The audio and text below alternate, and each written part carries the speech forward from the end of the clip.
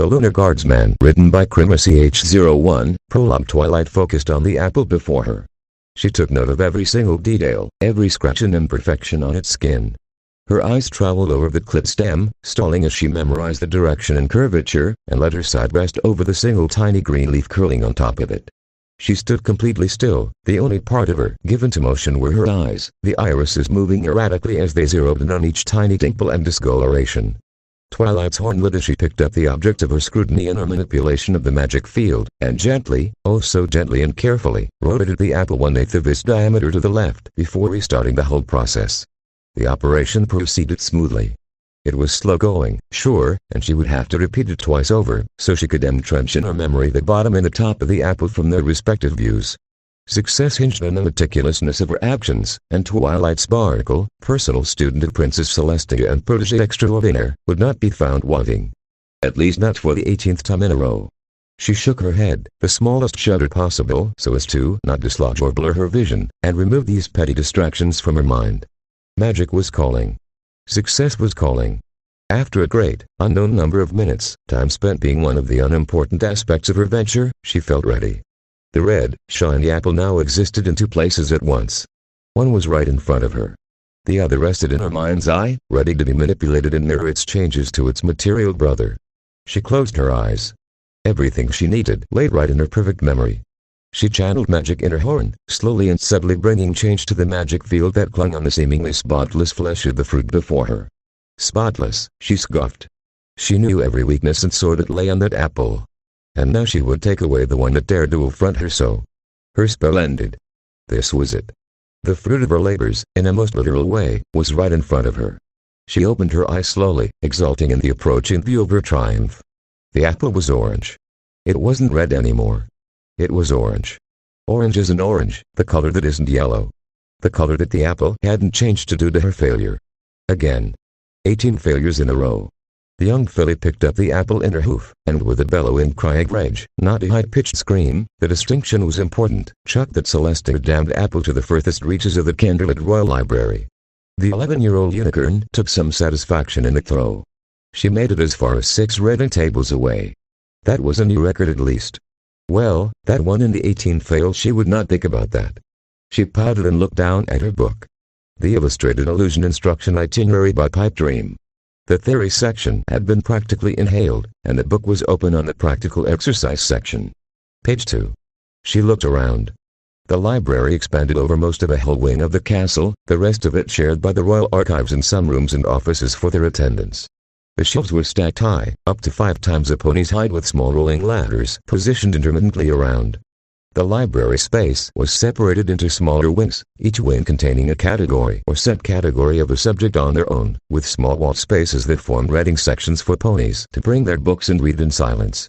Each reading room, she knew, was enchanted with a sound-dampening spell that kept noises down, both those that came from outside the room, but also from outside to inside. Having heard, and caused the deafening, echoing explosion of sound that came from the fall of a book from its shelf to the stone floor, she understood why. Giant rooms with hard surfaces turned themselves into acoustic chambers that could bombard some pony's nerves every time an pony just walked around. She was in such a reading room right now. No pony else was around, which was a small miracle by itself, since this room, being the closest one to the entrance, was usually the first in line for an pony to put to use. But for hours now it had been her sole domain. Well, not just hers. She did have some company with her. Which explained why they were left in peace for so long. The apple, now sporting exciting new bruises, was placed in front of her again. She looked up and saw the tall, big-built form of her bodyguard, friend and surrogate father, titles not ordered by importance, gently bent over at his midpoint as he rested his hands inside his crew jacket's pockets and used one of his long legs to hook and drag a stool beneath him in a coordinated movement that baffled her every single time. That kind of balance on 2 legs was just plain unnatural. Reedon's black eyes, smaller than any pony's, locked into his as he examined her. "Someone is getting frustrated," he said in his broken accent. It was getting bitter, but the curious mix of the hardened soothing tones of his mother tongue were still there beneath it all. "Oh, no, what possibly made you think that?" she mocked. He gave no answer beyond narrowing his eyes at it and quickly turning his head to watch as her manipulation of the field evaporated from the apple, turning it back to its natural red. "How many times have you tried this so far?" Twilight's young face frowned in defeat. 18. Her horn lit up furiously once again. Well, I am getting it now though. Just watch. His hand whipped out and grabbed the apple before she could begin her ministrations. I think not. You should stop. I can't stop, she protested. The very thought filled her with indignity. She wouldn't let a stupid apple stop her from completing her homework assignment. That's what students who did not wish to be mentored by Princess Celestia any longer would do. I have to finish my homework. He threw the apple up in the air in a straight line. As she followed the motion, he caught it again and threw it up again and again in a single-handed juggling, each time giving the apple a new rotation that nevertheless didn't affect its straight orbit upwards. You cast the spell 18 times so far. Tell me, he asked, did you cast the same spell the same way you did on his try as you did on your first one? Of course. Riton kept launching the apple at the air, slowly increasing the height and speed of rotation. It was starting to actually waddle a little, she noticed. He had to make small adjustments to his hand's position to catch it before it landed on the table. I see. He furrowed his eyebrows as he thought.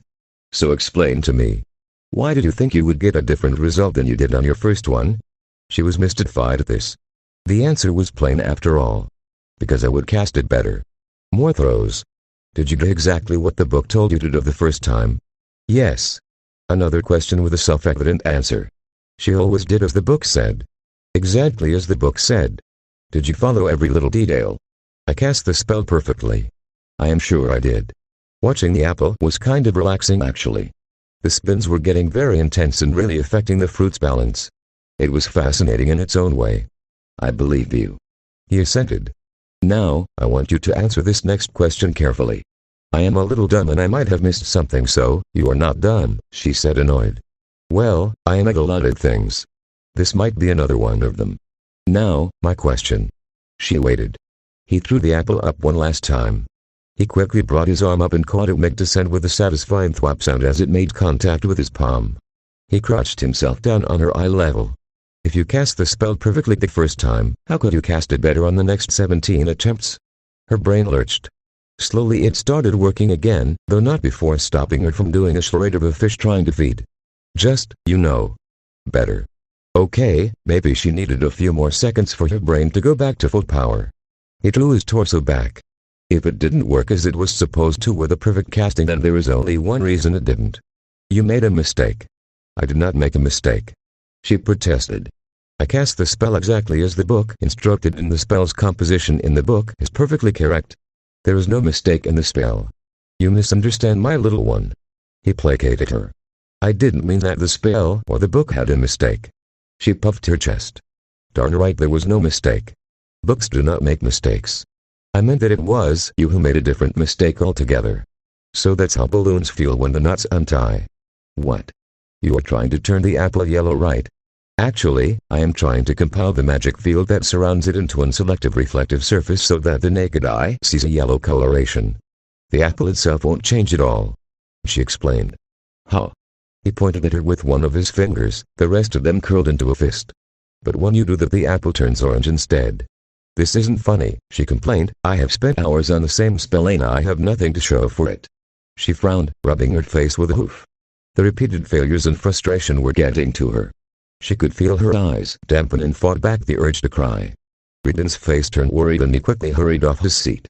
He placed himself next to her and started stroking her mane with one hand, the other lightly scratching her back at that place, right between her shoulder blades, that she could never really get on her own. I'm sorry, my little one. I didn't mean to make fun of you by laughing. I just meant that I think I know what went wrong. You do? This made zero sense. Riden had absolutely no magic in him. He couldn't manipulate the magical fields in any way, shape or form. Best he could do was disrupt it with his touch. He had no idea how it felt to have magic flow through you or the sensitive pressures it was shaped under. All it was what he had garnered from his studies as he escorted her around, mainly in magical theories. It was another one of his tricks to helping her actually that enabled him to know as much as he did without having a sense for magic. Every time she happened upon a subject that gave her trouble, he would ever give him a lecture about it. She liked that one. It made her feel like she believed Princess Celestia did when she taught her. It was a type of make-believe game that worked wonders for her understanding of the subject she would struggle with. Attempting to explain a magical theory or anything else, say history, to Redden would quickly either reveal her own holes in her knowledge or even more astonishing facets of facts she had read would connect with each other and shine through in a sudden burst of understanding.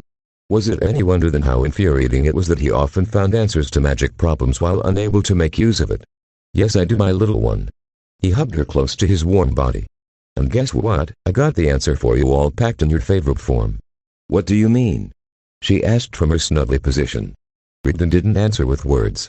Instead, he reached for a book she hadn't noticed on the table before and brought it in front of her so she could read the title. Basic Painting Techniques and Color Theory by Dry Brush. She felt like screaming. She couldn't believe how simple it all was once she read about color mixing. It was so stupidly simple and terrifyingly brilliant how the spell worked once she had more proper context that she could hardly hold her voice in. Too bad she was in a library. Making some loud noise would be so satisfying right now. She looked next to her at Redden as he skimmed through a book about the old Caravan Trade Guild. What did he do to express his own frustration? Ah, right, she gripped her teeth and growled like he often did. Much better. Redden put his book down. He picked up the yellow apple and held it up proudly, its real coloration returning with his touch, fizzling the spell off it. See, I knew you would get it in the end. You always do. Plus, all that practice helps you cast the spell almost instantaneous. For simple objects, sure. She groaned. I can't believe I didn't see the problem before. I cast the exact same spell in a white page and it worked. It was so obvious. Everything isn't, he faltered. Twilight, is there a word for when you look back at something you did and see the wrongs after the fact? The dictionary in her mind flipped over a few pages. The word is hindsight. He pronounced the word a few times to himself. Everything is obvious in hindsight. She nodded at his questioning look. You got it now, that's important. How did you figure it out anyway? She asked curiously. I don't remember anything like that in my lessons. He grinned. Ah, I got the edge on you on that because of my cons education. Twilight stopped reading what was in front of her and instead paid extra attention to Redden's words. If she was right, he was going to let slip a few rare words about his past life. It's actually early in our physics education where we learn about how light is actually made up of. He made a waving motion with his hand hesitantly. Wave things, I don't know the correct word, each wave a certain color. So, when you look at the apple you just see the light that reflects on it which has had some of its waves absorbed by the apple so instead, she followed the hesitant explanation and completed the thought. So instead of seeing white I see the apple as red. He nodded. So I see the white page as white because white surfaces reflect light without absorbing waves. Understanding dawned. So, it really works like color mixing. When I cast the spell I added yellow to a surface that had no coloration so it became yellow. It didn't work on the apple cause it was like mixing red and yellow and it turned orange. But when I just took the read out, yeah, that's about it. Though I guess the spell does a lot of the translation between how you define color and what the light waves really are. He seemed to be pondering on that. All of this sounded extremely interesting to her.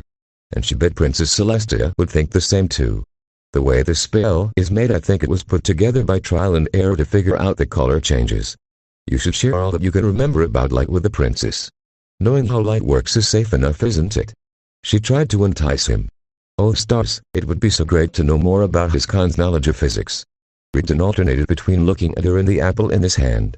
He is thinking about it. Come on, come on, come on, say yes, say yes, say yes, it seems harmless enough I guess.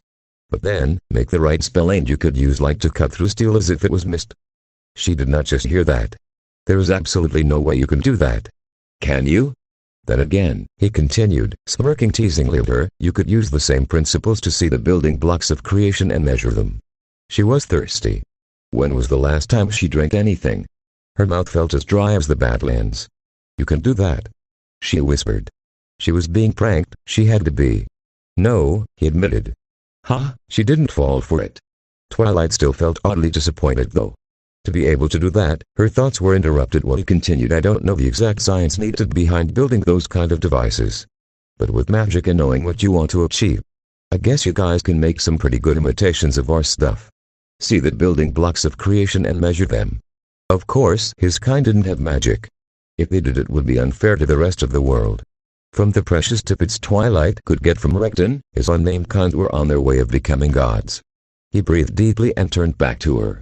I'll write some stuff down and get it to Celestia I guess, along with my notes on biology, when I am done with them. Now, homework. What's next? Biology. She'd ask about it, but previous attempts told her that once he changed the subject away from his kind or himself, he would clam up on any following questions. Instead, she turned over to page 3 of the practical exercise section. Then she quickly flicked through a few of the next. I am gonna need a multicolored object for most of the next exercises. I have to manipulate the spell so I can change color selectively in various numbers and combinations. Read and scan around. I'll go find something. Wait here for me. I'll be back in a couple of minutes. Okay, Dad, she sang.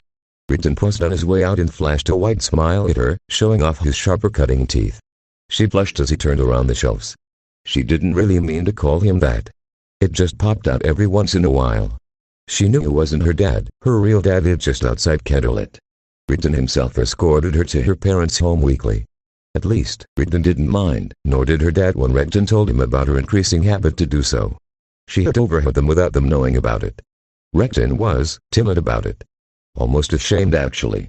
It was very jarring because he wouldn't hesitate to stand up even against Princess Celestia and make snarky comments about her size.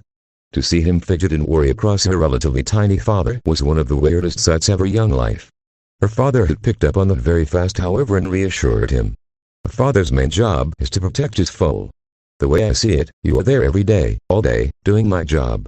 I think you earn the right for her to call you Dad every once in a while. Just understand, we wouldn't mind seeing her here a little bit more often, eh? It cut off some time from her studies, but Rigdon made a point to bring her to her parents every chance he got for a long enough visit or even sleepover. It made her family much happier, and even with the increased contact she had with her parents again, the slip of the tongue increased in volume. Worse, she was pretty sure she called Princess Celestia Mom before she fell asleep last night. She needed to take those thoughts out of her head. She picked up the book Rigdon brought her and turned to the color theory section again. She gave off another growl for good measure. That felt really good. Aggressive and challenging. Come at me, laws of magics and science. You are no match for my brains. She spent the next minute revising the chapter, taking care to growl at every paragraph. Shameful. Twilight dropped the book as she jumped her way up towards the ceiling. She could feel her heart thumping a fast beat as if it was practicing for a new career as a drum soloist. Shaken, she looked behind her seat to see an old unicorn mare looking down at her.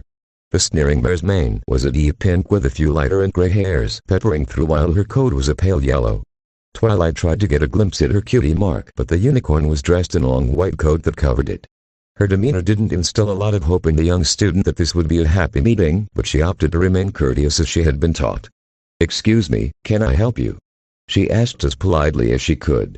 Look at you, the unnamed mare said with contempt dripping from every syllable. Not only do you bear with the thing's presence, you even adopt its crude mannerisms. Twilight tried to rebuke her. His name is Rigdon, he is my friend, and a name. The mare exploded, disgust in her face.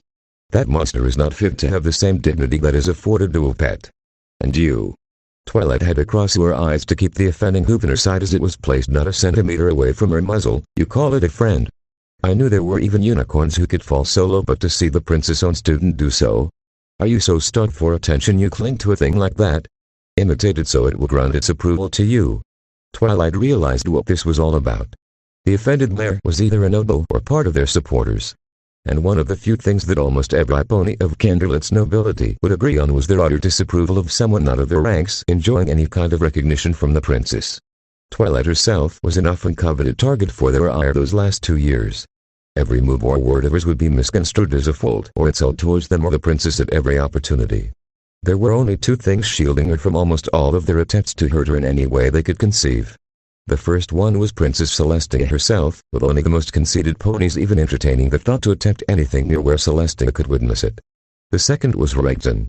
He kept her away from their attention by simple virtue of being the much more hated target for their anger. What they saw as a beast had been offered quarters in the palace and took the attention of the Princess of the Sun seemingly on demand, joining her almost daily in her public and private activities. They harbored nothing but hate and contempt for him, and Rigdon knew it. Of course, this being Rigdon, instead of the slightest attempt to mollify them, he had decided to up the ante on his own ways. But right now, he wasn't here. And this mare was determined to bring Twilight as low as she could while she was vulnerable. Knowing what the pale yellow unicorn was trying to do wasn't offering her any ways to protect herself, however. Twilight could only stammer and tear up as the black pony twisted every trembling word that she managed to speak through the incoming tears to plunge her daggers deeper into her. I am not wasting Celestia's time." Twilight struggled to pull the syllables out of her chest. Her accuser's eyes were wide, filled with anger and malice.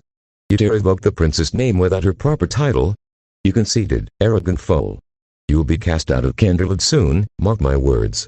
Twilight's back was forced against the table, the mayor's face only inches away from her, her mouth throwing spit on her with every sentence she roared at her. "Once I notify our monarch of her students," she said with derision, remarks, "you'll be lucky if she just sends you packing back to your worthless parents." Twilight did not believe her. Princess Celestia would believe her over this matter, but a part of the little family, a part that was growing in size and filled with fear and doubt, was shouting, "What if she is right?"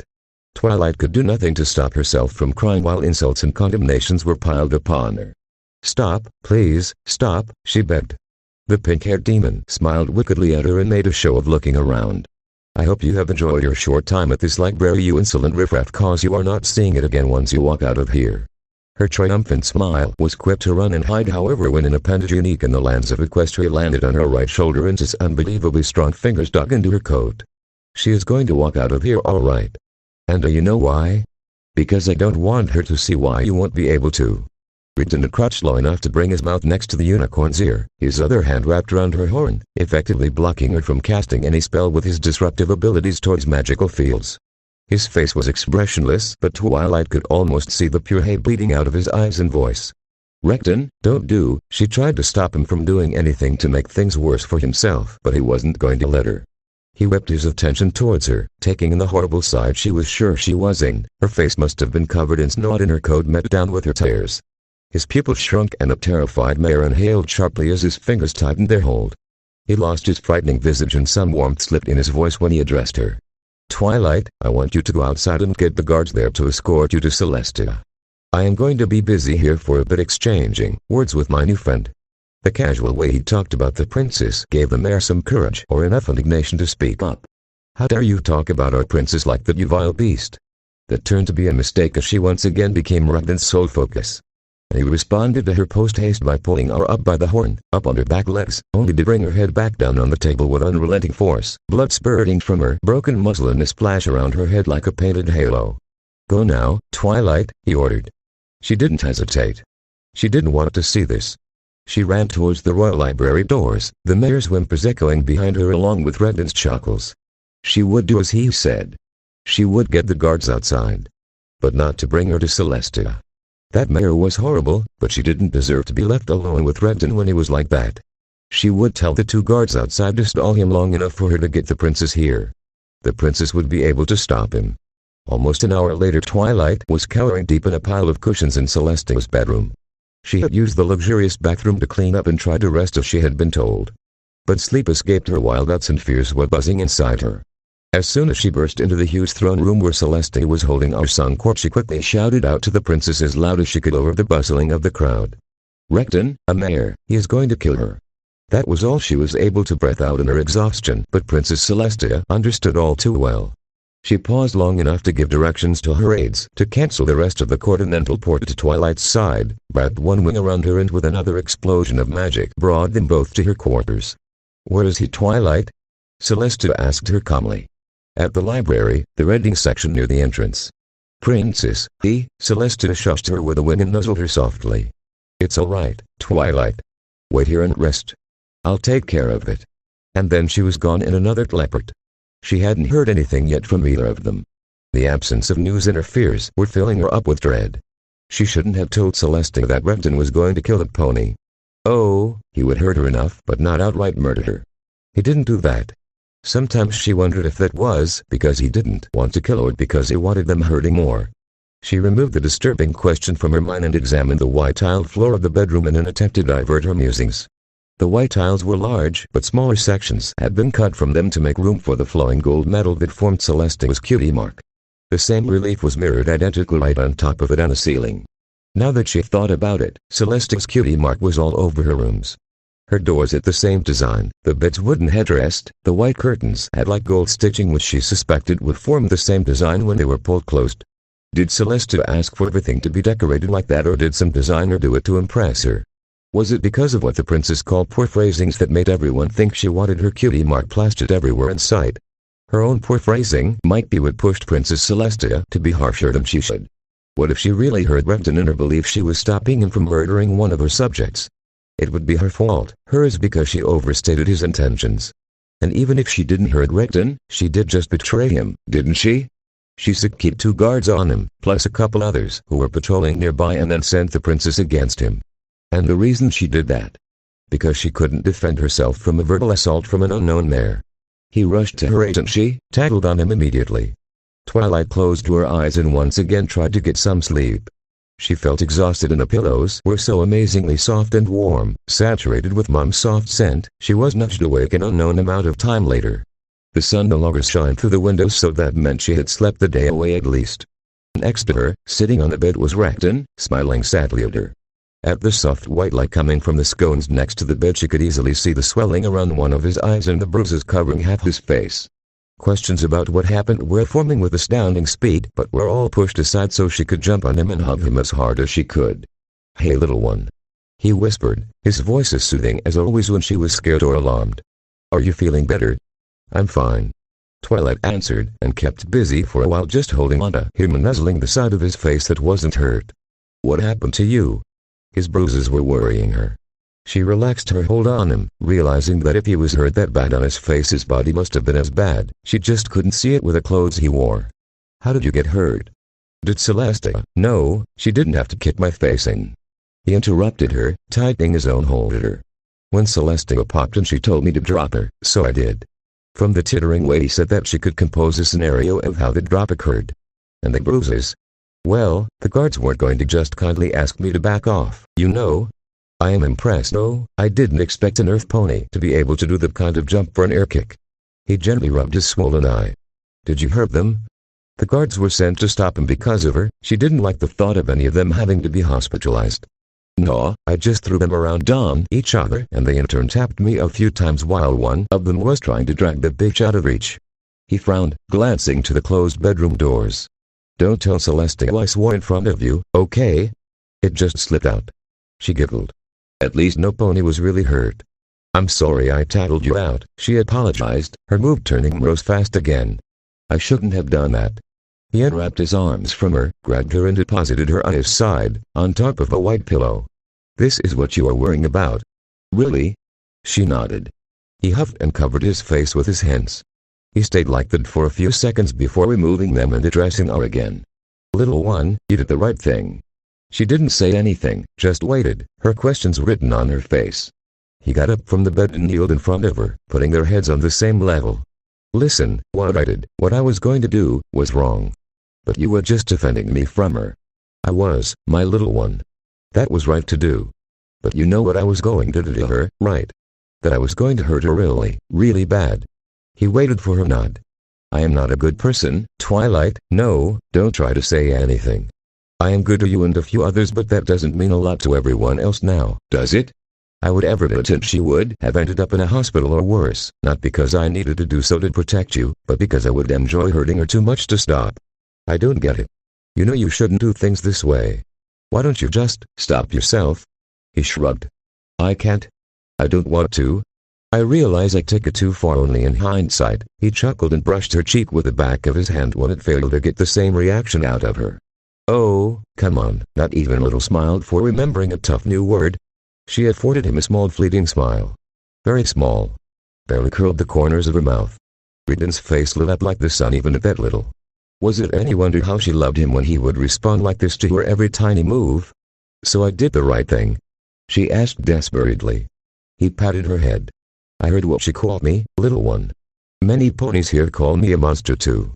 And sometimes, I kind of become one. I don't seem to mind that, however, do I?" "No," she agreed. "Do you know why I don't care?" She shook her head.